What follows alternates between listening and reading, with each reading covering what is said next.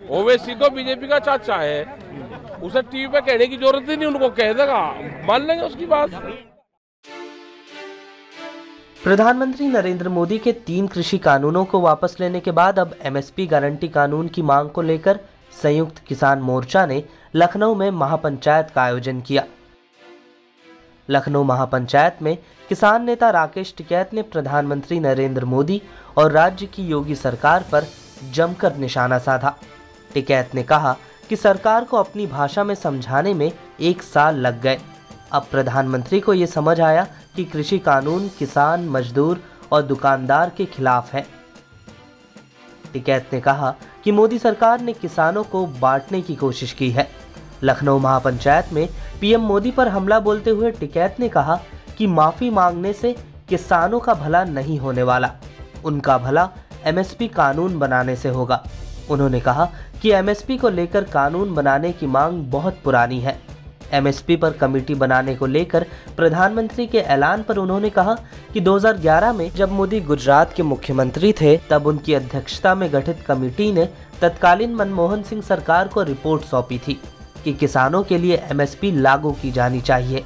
टिकैत ने इस रिपोर्ट का हवाला देते हुए कहा कि ये रिपोर्ट पीएमओ में रखी है, उसे ही लागू कर दे, नई कमेटी की कोई जरूरत नहीं है। यह आंदोलन 1 साल से चल रहा है। यह आंदोलन खाली 3 बिल पर नहीं है, इसके साथ में एमएसपी भी है, इसके साथ में बिजली अमेंडमेंट बिल भी है, इसके साथ में पुराली भी है। 2 चीज़ों पे पहले बातचीत हो गई थी उनसे। 3 बिल पे इन्होंने अब बात करी, अभी एमएसपी का सवाल रह गया। उसके साथ ही जो 1 साल से घटनाक्रम हुए हैं वो भी इसके साथ फिर जुड़े हैं, उन पर भी बातचीत होगी। 750 किसान हमारे शहीद हुए इस आंदोलन के दौरान।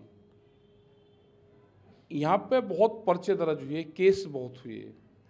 लखीमपुर खीरी की घटना हुई।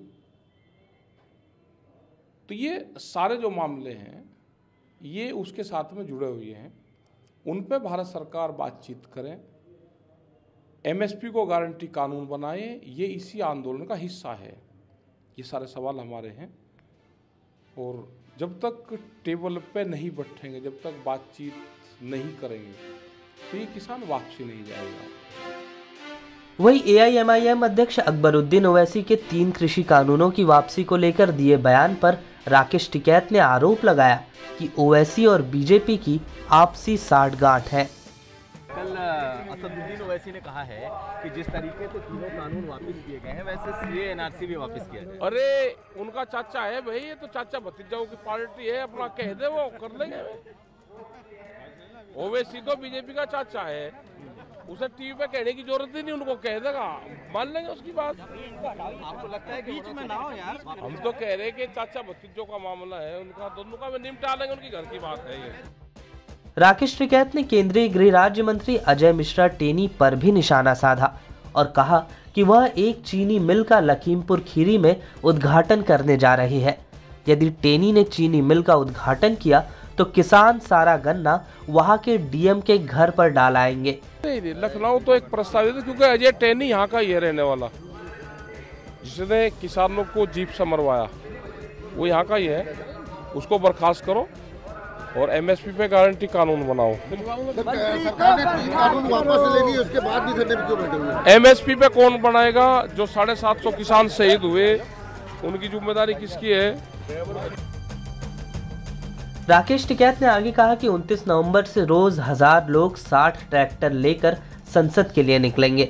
उन्होंने कहा कि शीतकालीन सत्र के लिए 29 से 3 तारीख तक संसद में कानून वापस लेकर बरगलाने की कोशिश होगी, लेकिन इस बहकावे में किसान अब नहीं आने वाला, क्योंकि आगे की जंग अभी जारी रहेगी।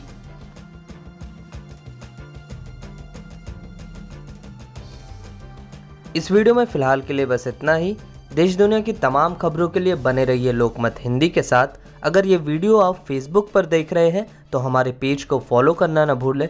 अगर ये वीडियो आप यूट्यूब पर देख रहे हैं तो हमारे चैनल को ज़रूर सब्सक्राइब करें।